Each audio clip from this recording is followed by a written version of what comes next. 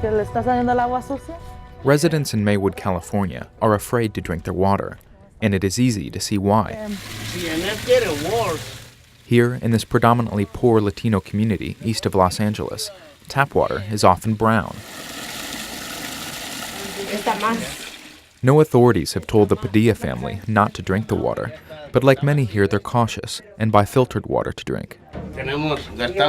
This is how it was coming out before she started washing her dishes. Kenia Alcocer is a community advocate for clean water in Maywood. The samples of dirty water she collects from residents contain brownish chemicals like manganese. Where you see it, same home. This one was taken November 17 from her restroom. And then you see 6 p.m. water comes out dirty again. Every day, millions of Americans drink water from the tap. Under federal law, it's supposed to be free from harmful organisms and chemicals. But 35 years after Congress passed the Safe Drinking Water Act, some regulators and environmentalists say the law is now so out of date that it fails to protect residents from the most obvious threats.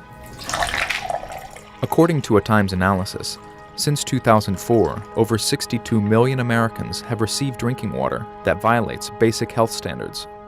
Most Americans believe that their drinking water is safe, and for millions of people it is. But for a large portion of the population, there are thousands of chemicals in drinking water that are unregulated. And even for those that are regulated, we've learned things in the past decade that let us know that those chemicals are more dangerous. But none of the rules have been changed since 2000 for the Safe Drinking Water Act. There is no health standard for manganese, so tap water containing floating manganese particles is perfectly legal. Yet manganese has been linked to Parkinson's disease. Manganese, they consider it, the state agencies, that it's not of primary health concern, that it's a secondary aesthetic, a problem. For Felipe Aguirre, the quality of drinking water here has become political. After being elected to the Maywood City Council, he made clean drinking water a priority. Water quality is the #1 issue in the city of Maywood, because you can knock on the door of any resident and the first complaint they'll tell you is, "What are you doing about the water?" Yet when Mr. Aguirre and other residents asked their 3 private water providers for cleaner water, opponents responded with negative ads, stating he wanted to raise water rates to pay for unnecessary upgrades. Our water is safe to drink. There is no primary contaminants. There is no health risk to drink the water. Gustavo Villa runs one of the Maywood water systems, which has routinely tested high for manganese. After so many years, you will see these kind of minerals, and they stick into the walls of the main lines because the corrosion and the minerals. Yes, there is problem, but still acceptable, and it passed all the Safe Drinking Water Act. Under pressure from residents and California legislators, Mr. Villa's water system is now building a treatment plant that will remove some manganese from the water. But manganese is only part of Maywood's water problem. Less visible contaminants persist, including a manufacturing solvent called trichloroethylene, or TCE. Recent studies show that TCE is more dangerous than previously thought. It has been associated with cancer and kidney and liver damage. There's a lot of distrust of the water. It's not fair that we pay double for filtered water and for this. It's expensive.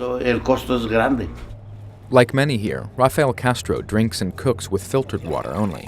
The water system feeding his tap has tested high for TCE, lead, and other industrial chemicals.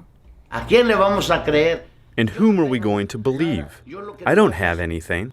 All that I know is what I see, what I smell, and what I taste. It tastes like kind of bad. The source of contamination is unclear, but some of the city's wells pull from underground aquifers near contaminated areas. The Pemmico Superfund site is located just 3 blocks from a Maywood water well. Ever since Pemmico chemical factory burned down in 1992 or 93, the agencies have been out here, trying to deal with this site. The ground there is heavily polluted with TCE and other hazardous chemicals. These chemicals, they seem to be like a witch's brew, of contamination. And while neither I nor a lot of people understand, the makeup of these chemicals or what effect they have. I know that there's a lot of sick people in Maywood.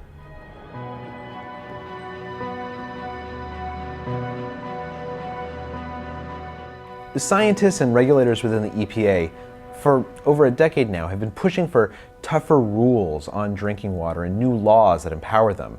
But very often when they've tried to do that, industry has pushed back very successfully, because if the rules got tighter, a lot of companies would have to pay a lot more in cleanup costs. And for already strapped municipalities like Maywood, the cost of filtering new chemicals could cost millions of dollars. Mr. Rolfe. Bob Rolfe runs the Maywood water system that tests highest for Is there a TCE. problem with the water here in Maywood?